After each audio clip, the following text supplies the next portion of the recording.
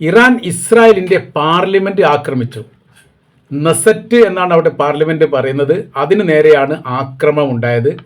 Parliament അംഗങ്ങൾ ഇറങ്ങി ഓടുന്ന റിപ്പോർട്ട് പോലും ആ മേഖലയിൽ നിന്ന് ഇപ്പോൾ പുറത്തു വന്നു.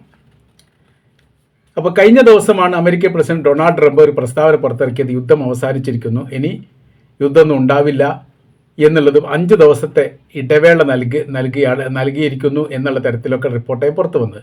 തങ്ങളത് അംഗീകരിച്ചിട്ടില്ലെന്നും തങ്ങൾ ആക്രമണം തുടരുമെന്ന് ഇറാൻ പറയുകയും ചെയ്തു. പറഞ്ഞതിൻ്റെ പിറകെ തന്നെ അവർ ആക്രമിക്കുകയും ചെയ്തു. പാർലമെൻറ്റ് അംഗങ്ങൾ ഇറങ്ങി ഓടുന്ന ഈ സംഭവങ്ങളൊക്കെ ഇതിന് മുൻപ് ഒരിക്കൽ കൂടി ഒരു പ്രാവശ്യം മാർച്ച് 2 ഉണ്ടായിരുന്നു സമാന സംഭവം.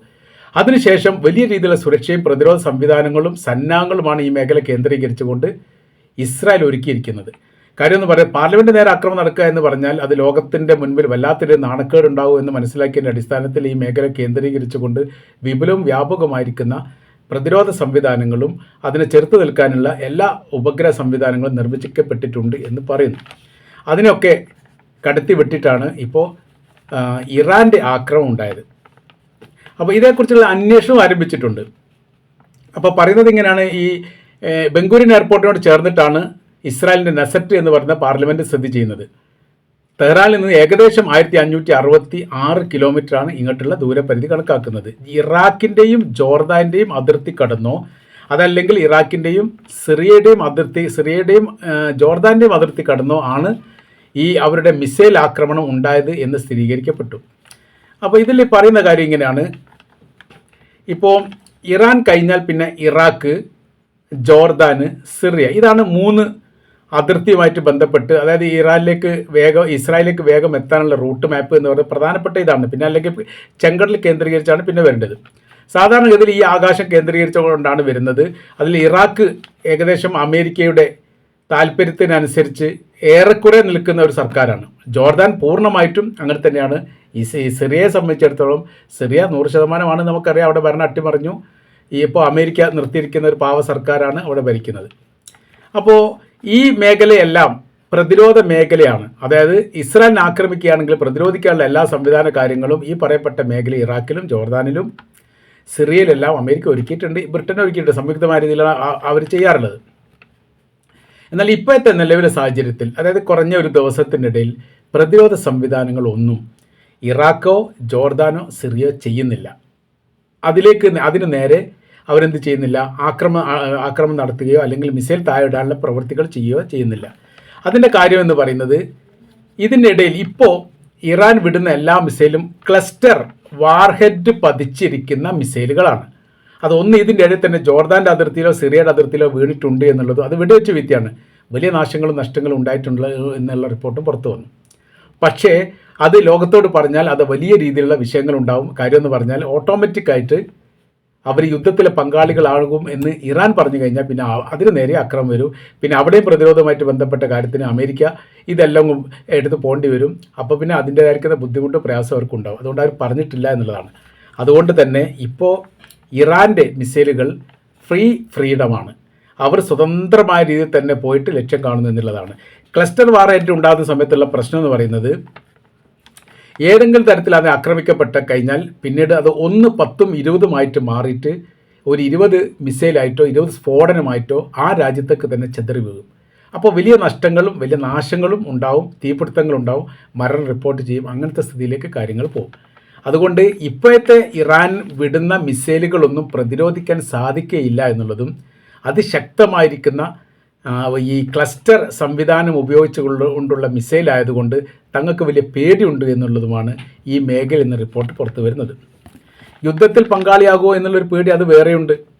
ഇതിന് മുമ്പ് ഇറാൻ പറഞ്ഞിട്ടുണ്ട്, തങ്ങളുടെ മിസൈലുകളെ പ്രതിരോധിക്കുകയോ തങ്ങളെ ആക്രമിക്കുന്ന രാജ്യത്തിന് ഏതെങ്കിലും തരത്തിൽ സഹായം നൽകുകയോ ചെയ്താൽ നിങ്ങൾ ഞങ്ങളുടെ ശത്രുവായിട്ട് കണ്ടുകൊണ്ട് നിങ്ങൾ യുദ്ധത്തിൽ പങ്കാളികളാണ് എന്ന് മനസ്സിലാക്കിയിട്ട് നിങ്ങളെ ആക്രമിക്കും. അതെല്ലാവർക്കും ഉണ്ട്. ജോർദാന് വലിയ പേടിയുണ്ട്.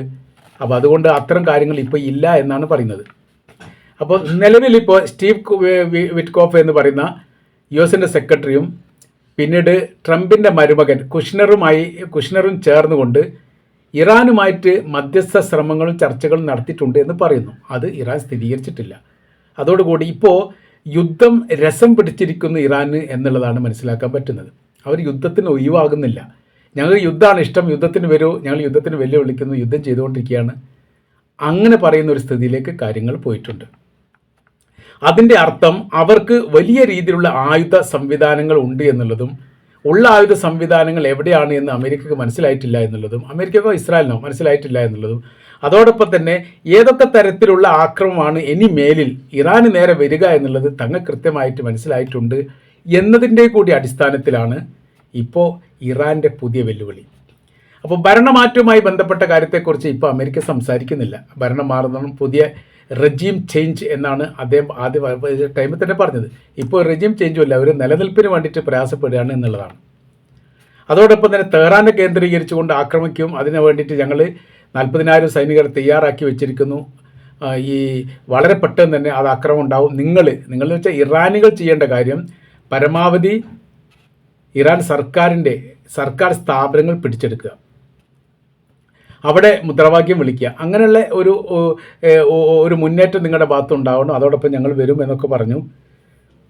അതിൽ വിശ്വസിച്ച കുറച്ച് ആൾക്കാരൊക്കെ മുദ്രാവാക്യം വിളിച്ചു, സർക്കാർ മന്ത്രിയെ പിടിച്ചെടുത്തു, അവരൊക്കെ ഇപ്പോൾ ജയിലാണ് എന്ന് മാത്രമല്ല അവരെ കുറിച്ച് അഡ്രസ്സ് പോലും ഇല്ല എന്നുള്ളതാണ്. രാജ്യദ്രോഹ കുറ്റത്തിൻ്റെ പേരിൽ അവർ കേസ് ചാർജ് ചെയ്യപ്പെട്ടു എന്നാണ് അറിയാൻ വേണ്ടി സാധിക്കുന്നത്. അപ്പോൾ ഒരിക്കലും വിജയിക്കാത്ത ഒരു യുദ്ധത്തിൻ്റെ മുനമ്പിലാണ് യഥാർത്ഥത്തിൽ ഇസ്രായേലും അമേരിക്കയും ഉള്ളത്. 1948 ഇസ്രായേൽ സ്വാതന്ത്ര്യത്തിന് ശേഷം ഇത്രയും മാരകവും നാണം കെട്ട രീതിയിലുള്ള ഒരു ആക്രമണം ഇസ്രായേലിനെ സംബന്ധിച്ചിടത്തോളം ഇതാദ്യമായിട്ടാണ്. അപ്പോൾ ചരിത്രമെടുത്ത് പരിശോധിച്ചാൽ വളരെ കൃത്യമായ രീതിയിൽ പറയുന്നത്, ഇസ്രായേൽ എന്ന് പറയുന്ന രാജ്യം ചാരി നിൽക്കുന്ന രാജ്യമാണ്. സ്വന്തമായ രീതിയിൽ അതിന് ഗഡ്സൊന്നുമില്ല. ഒരു രാജ്യത്തും അത് സ്വന്തമായ രീതിയിൽ ഈ കാലം വരെ ആക്രമിച്ചിട്ടില്ല. പറയുന്ന സമയത്ത് 6 രാജ്യമായിട്ട് യുദ്ധം ചെയ്തു, 4 രാജ്യമായിട്ട് യുദ്ധം തന്നു, 6 ദിന യുദ്ധം എന്നൊക്കെ പറയുകയാണെങ്കിൽ അതെല്ലാം പ്രവർത്തനം ചെയ്ത അമേരിക്കയും ബ്രിട്ടനുമാണ്. കൂടെ ഫ്രാൻസ്, ഇറ്റലി പോലെ യൂറോപ്യൻ രാജ്യങ്ങളുണ്ടാവും. വേണ്ടി വന്നാൽ ഇസ്രായേലി സൈനികരുടെ യൂണിഫോം ധരിച്ച് പോലും അത് ചെയ്യും. അത് ഗസയിൽ നിന്ന് ഒരു യൂട്യൂബർ അതിൻ്റെ റിപ്പോർട്ടൊക്കെ പുറത്ത് വന്നിട്ടുണ്ട്. ഞങ്ങൾ പിടികൂടിയപ്പെട്ട 1-2 ആൾക്കാർ യഥാർത്ഥത്തിൽ അമേരിക്കൻ പൗരന്മാരാണ്, അമേരിക്കൻ സൈനികരാണ്, ഇങ്ങോട്ട് വന്നിട്ട് ഒരു വേഷം മാറിയിട്ട് യുദ്ധം ചെയ്യുകയാണ് എന്നുള്ളത്. അതേപോലെ തന്നെ ഞങ്ങളുടെ രാജ്യത്തേക്ക് ഉപയോഗിക്കപ്പെട്ട മിസൈലുകൾ, ബോംബുകൾ പോലെയുള്ള ഈ സംഭവങ്ങളെല്ലാം, അതായത് കൂട്ട നശീകരണ പ്രവൃത്തികളെല്ലാം അതിൻ്റെ വസ്തുക്കൾ നിർമ്മിക്കപ്പെട്ട് മെയ്ഡ് ഇൻ അമേരിക്കയാണ്. പൊട്ടാത്ത മിസൈലുകൾ ഞങ്ങൾ പിടിച്ചെടുക്കുകയും ഞങ്ങൾ കണ്ടെത്തുകയും അതിൽ മെയ്ഡ് ഇൻ USA എന്ന് പറഞ്ഞിട്ട് അവിടെ പതാക പതിച്ചതും അദ്ദേഹം ഈ വീഡിയോ എടുത്തുകൊണ്ട് പ്രദർശിപ്പിക്കുകയും ചെയ്തു. ഇസ്രായേലുമായിട്ടാണ് യുദ്ധം എന്ന് നിങ്ങൾ കണക്കാക്കണ്ട, ഞങ്ങൾ യുദ്ധം ചെയ്യുന്നത് ഇസ്രായേലും അമേരിക്കയുമായിട്ടാണ്, സംയുക്തമായിരിക്കുന്ന യുദ്ധമാണ്. ഗസക്കാരാണ് ഇത് പറയുന്നത്. അപ്പോൾ ഈ തരത്തിലാണ് സ്ഥിതി കാര്യങ്ങളൊക്കെ പോകുന്നത്. സംഭവം 1 മാസം ആവാൻ പോവുകയാണ് യുദ്ധം തുടങ്ങിയിട്ട്. 2 ദിവസം കൊണ്ടോ 4 ദിവസം കൊണ്ടോ അവസാനിക്കാൻ മാത്രമേ ഉള്ളൂ എന്ന് പറഞ്ഞ യുദ്ധം പിടിച്ചു നിൽക്കാൻ പറ്റാത്ത രീതിയിൽ അമേരിക്ക പ്രയാസപ്പെടുന്നിടത്തേക്ക് എത്തിയെന്ന് പറയുമ്പോൾ ഇറാൻ്റെ സംഘബലവും സൈനികപരമായിരിക്കുന്ന ശക്തിയും നിസ്സാരമല്ല. ലോകത്തിലെ ഏറ്റവും വലിയ സൈനിക ശക്തിയുള്ള രാജ്യങ്ങളുടെ ലിസ്റ്റിലേക്ക് ഇറാനെ ചേർത്തേണ്ട ഒരു സമയം അതിക്രമിച്ചിരിക്കുന്നു. അതാണ് അവരുടെ സ്ഥിതികൾ. അപ്പോൾ ഇപ്പോഴും അവർ യുദ്ധത്തിന് തയ്യാറാണ് എന്ന് പറയുകയും ചെയ്തു. വലിയ നാശങ്ങളും നഷ്ടങ്ങളും ഉണ്ടായിട്ടുണ്ട്.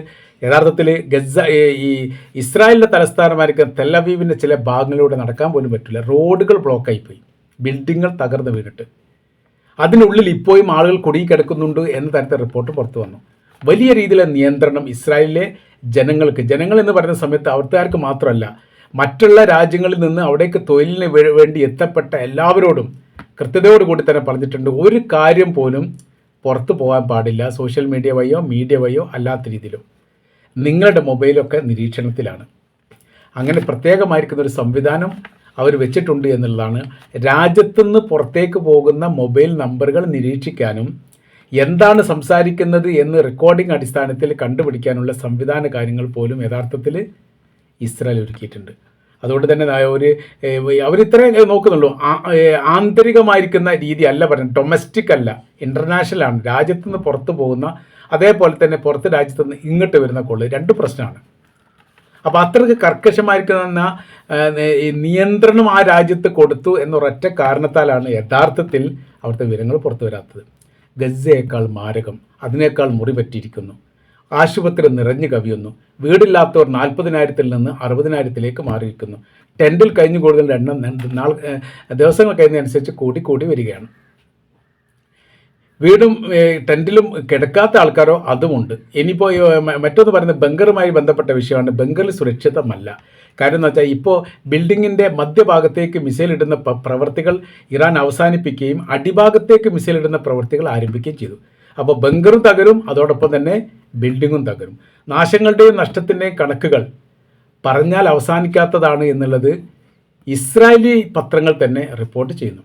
അപ്പോൾ നമ്മൾ പറഞ്ഞു വരുന്ന വിഷയം, ഇറാനെ സംബന്ധിച്ചിടത്തോളം അവർ ആ പ്രവൃത്തികൾ ചെയ്തുകൊണ്ടേയിരിക്കുന്നു എന്നുള്ളതാണ്.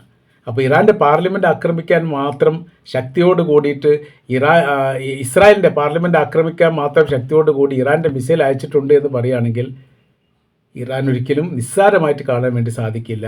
അതിപ്പോൾ ഇസ്രായേലിനും അമേരിക്കയ്ക്കും മനസ്സിലായിട്ടുണ്ട് എന്ന് ചുരുക്കം.